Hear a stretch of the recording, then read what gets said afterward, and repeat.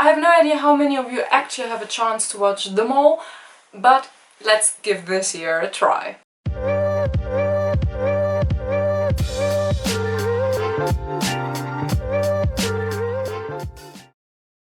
Welcome back to this channel here. Hi, my name is Julia and here I talk about the Mall shows. So if you're new here, we talk about hints and theories that will hopefully help you figure out who the Mall is. The last season I talked about was the 24th season of Wie is de Mol, and now it's time for the Belgian De Mol. And if you've been with me during the last Wie is de Mol season, and if you've watched my last video especially, then you know that things in my life have changed a bit and I wasn't sure how I could produce and if I could produce videos about the Belgian De Mol. Plus there's always the problem that it is a bit tricky to watch for international fans, so everything was a bit unclear, but here I am now and we will try this out and we will see how it works out and how many of you actually have a chance to watch De Mol and respond to this video here.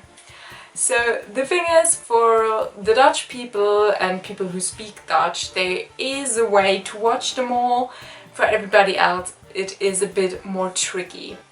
But in the end we will see how many of you actually want to join in on the discussion. So basically the idea of this video here is to give you a little idea, inspiration, whatever of the last 4 episodes. Tonight the 5th episode will air, so this video here is about the first 4 ones, and you basically can discuss about everything that happened in those 4 episodes in the comment section below. Feel free to share your hints, your ideas, your thoughts, your opinions and your suspicions as well, of course. And then we will hopefully get a clearer idea of who the Mol is. So if you have not watched the first 4 episodes yet and still plan to do that, then I really recommend to stop watching this video here right now, because of course there will be spoilers. Now that we're left with all the people who have either watched the first 4 episodes or do not plan on watching them or do not mind getting spoilers, yeah, welcome to this little summary. Of course I can't talk about all the suspicious things that happened in all 4 episodes, because then this video here would be extremely long. So I decided to pick out 1 to 2 things from each episode and the rest can be discussed in the comments below.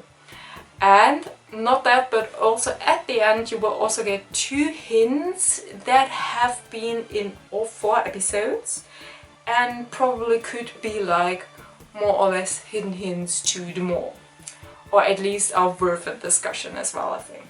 Before we dive into episode number 1, I really want to hear your opinion on the new thing in this season, on the so-called verdubbelaars. So the idea that we have those little wooden pieces with the 2 on them and that the candidates can use to earn more money in specific assignments.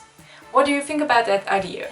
I have to say that before the season started, there were some things going on in the Wie is de Mol fan community, and it was clear that something special will happen and that it would have something to do with that something would be doubled.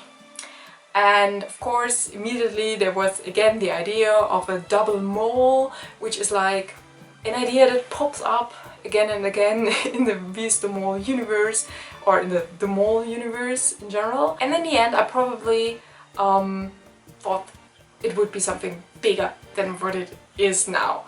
And also I have to say that I have the feeling that in the last 3 episodes, so episode 2 to 4, it was prominent, but not as prominent as expected. Because in the first episode it was a big thing, they had to introduce it and all of that, I get that, but it also sounded like, yeah, keep your eyes open, search for those wooden pieces, and I have the feeling that they do not do that at all in the other episodes. But yeah, let me know what you think about that whole verdubbelaar idea in the comments below. Now let's jump to episode number 1, and of course we have to talk about the very first assignment of the whole season. And that was the one with the boat, and here I want to talk about especially specifically about the group with the blue vests, because those four people were responsible for earning money, but also for the fact that the whole group couldn't earn the highest amount of money anymore because they stopped the time for the other two groups. So in the end, they were responsible for the money, but also that they couldn't win 10,000 euro anymore. And what's also interesting is that in that blue vest group were four people who are still in the game right now. And those four people were Stephanie, Senne, Bernard and Charlotte.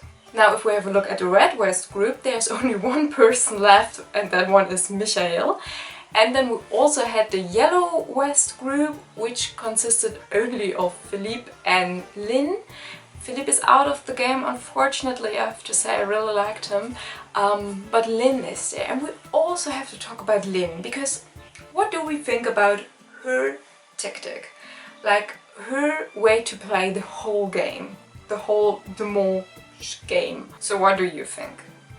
Now let's jump to episode number 2. At first I want to say I love that task with the ice cream in general. Throughout the whole season so far right now, I loved the idea on how they had those Italian references in all of these tasks, and yeah, I really think it is a great season so far right now. I'm in love again with this season, just as like always. But still really like those Italian snippets we get. Now in that task I think it was possible to more in several ways, and several things went wrong there. So several fails from several candidates. So have you spotted anything very suspicious there? Then let me know that. And then also in that episode we had the task with the tower in which they had to free Senne. And of course several things went wrong there as well, but the biggest thing that went wrong was that they ignored Senne for so long, which of course meant losing a lot of time. And that of course in the end was the reason why they failed this task. Nevertheless, I also want to mention that Senne could have probably pushed that button a few more times, so I wouldn't make him too innocent here either. Then in this episode, last but not least, we also had the Pandora's box, and that of course is super interesting and was a super phenomenal cliffhanger at the end of episode number 1. Now, Senne and Michael open Pandora's box. And would the mole do that?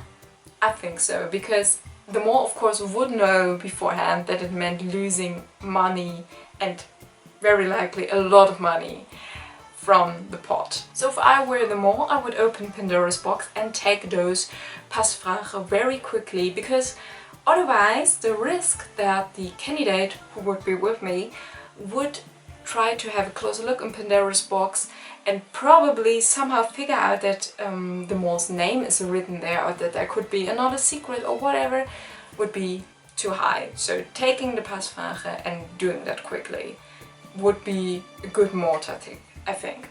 Episode number 3 started with the detective game, and for example what was suspicious here was that Bernard showed off that his orientation skills weren't that good. Then we also had the let's call it silence game in this episode, and the interesting thing here was that the mole was the one to pick out the candidates who had to stay silent, who had to be quiet. And then of course the question is, would the mole choose him or herself to do that? In the end, Michael and Charlotte both were the ones who couldn't keep quiet, who talked, and that meant losing their money. And last but not least, in this episode we had the pasta quiz, and I think what was really interesting here was that Charlotte showed off that she is a really good liar and could make the others believe her very quickly.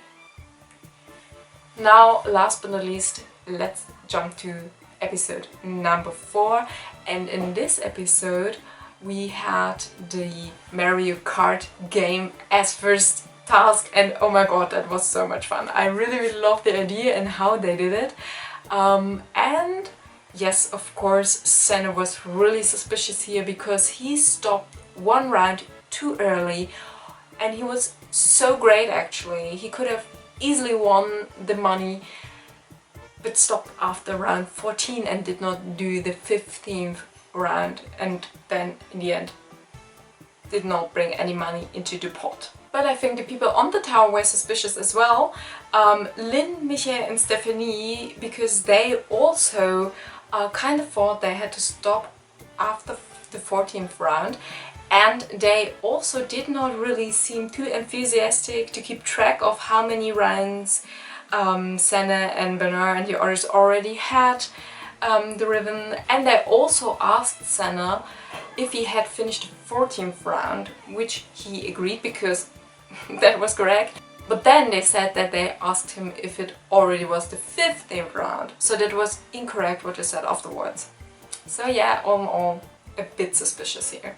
After that we had the task with the pizzas, and here I think was really interesting that Stephanie was really good in carrying those pizza boxes. Now, an idea could be that Stephanie is the mole, and then of course she could have practiced that, and the idea of course is to reach the second round of that assignment and then make sure that some of the pineapple falls onto your pizza, eliminating your possibility to earn some money.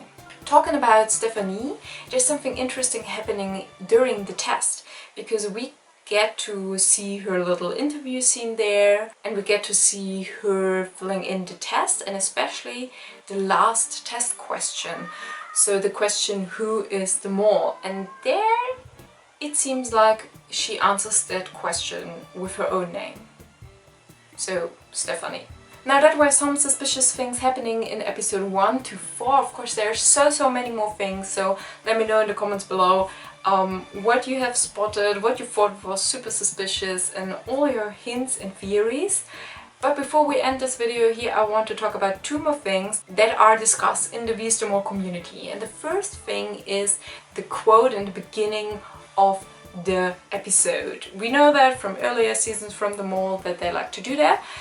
What's interesting is that this season they always pick a quote from one of the candidates, and so far it seems like all of those quotes somehow have something to do with Charlotte. So the first 3 ones actually were either said by Charlotte herself or referred to her directly. In the last episode, so in episode number 4, it wasn't that clearly. It could still be referring to her, but it's not very sure. We will see how it continues in episode 5 and so on. And then there's also something probably funny, but maybe one of you sees a theory or a hidden hint behind that, because the so-called Wilhelm scream was spotted in this season of The Mole. Now, you probably ask yourself, what is the Wilhelm scream? Easily said, it is like a running gag from sound designers to add this one specific scream to different shows, movies. You can hear it in different series. Examples for that are The Simpsons or Star Wars, so a lot of those very famous shows as well. And now there has been one Wilhelm scream in each episode so far. So if you have any idea what that could exactly mean, then please share it with us as well, because it's something the fans have spotted and there's a discussion going on about that. So maybe we'll see in the end if it has a meaning or if it is just another running gag from one of the sound designers. Now, so much so far about episode 1, 2, 4. Again, share all your thoughts, ideas, opinions and whatsoever in the comments below. I'm really curious to read all of that, and I'm also curious to see how many people actually can watch The Mole. Now my plan is to produce at least one more of these summer videos right before the finale, right before we get to know who it actually is. So if you do not want to miss that video, or maybe another video in between, then make sure to subscribe to this channel here. You can also follow me on Instagram, and then I hope that together we can get on the right track to figure out who the mole is. Until then, bye!